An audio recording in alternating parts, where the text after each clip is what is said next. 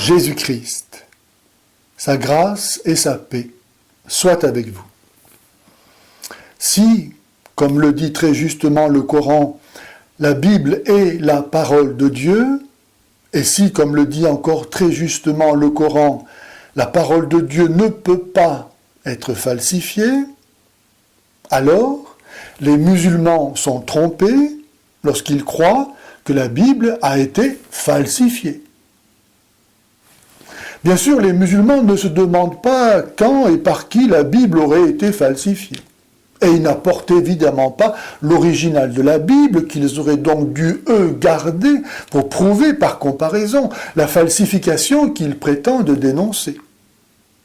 Mais surtout, ils oublient qu'Allah lui-même a affirmé que l'Évangile demeurerait jusqu'au jour de la résurrection.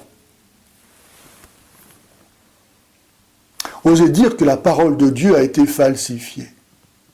Quel blasphème! Cet abominable péché est cependant le fondement sur lequel repose l'islam.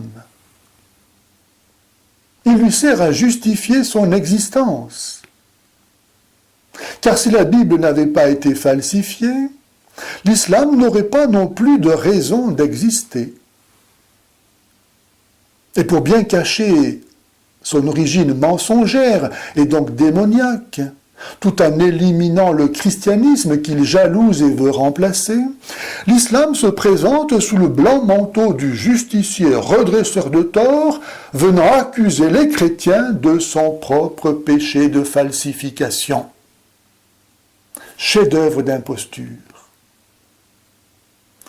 Les musulmans ne se rendent pas compte que puisqu'Allah, contrairement à ce qu'il l'avait promis, n'a pas été capable de protéger la Torah, ni ensuite l'Évangile, alors il a lui-même apporté la preuve de son incompétence, et qu'il est donc un menteur. Pourquoi dès lors lui faire encore confiance pour le Coran? Les chrétiens apportent, eux, la preuve que la parole de leur Dieu ne passe pas. Du fait que non seulement la Bible chrétienne contient à l'identique la Bible juive, appelée Ancien Testament, mais encore du fait que, hormis les inévitables et insignifiantes erreurs des copistes au long des âges, son texte actuel correspond exactement à celui des origines, comme l'attestent par exemple les manuscrits de Qumran. À qui vaut-il mieux confier son salut? À un Dieu qui a gardé sa parole ou à un Dieu qui n'en a pas été capable? Le thème selon lequel l'Église aurait falsifié la révélation a toujours été la calomnie favorite des antichrists prétendant mieux connaître le christianisme que les chrétiens eux-mêmes, tout en ayant entre eux, bien sûr, des interprétations divergentes. Les premiers chrétiens avaient si bien le souci de garder intact le dépôt des Saintes Écritures et par elles de la révélation, qu'ils acceptèrent pour elles de donner jusqu'à leur vie dans le martyre.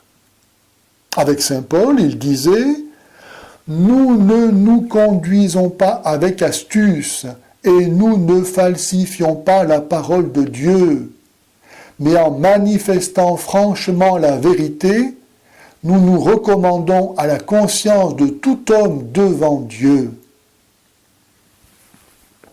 Si notre évangile est voilé, c'est pour ceux qui se perdent qu'il est voilé. Pour les incrédules, dont le Dieu de ce monde a aveuglé l'intelligence, afin qu'ils ne voient pas resplendir l'évangile de la gloire du Christ, qui est l'image de Dieu.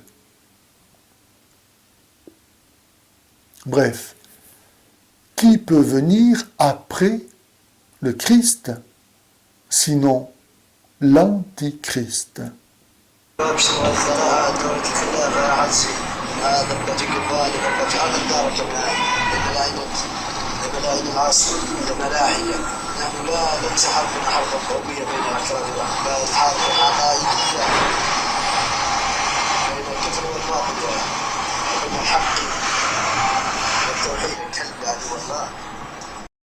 que celui qui a des oreilles pour entendre, qu'il entende. Si les gens savaient qu'ils vont en enfer, ils donneraient leur vie au Christ.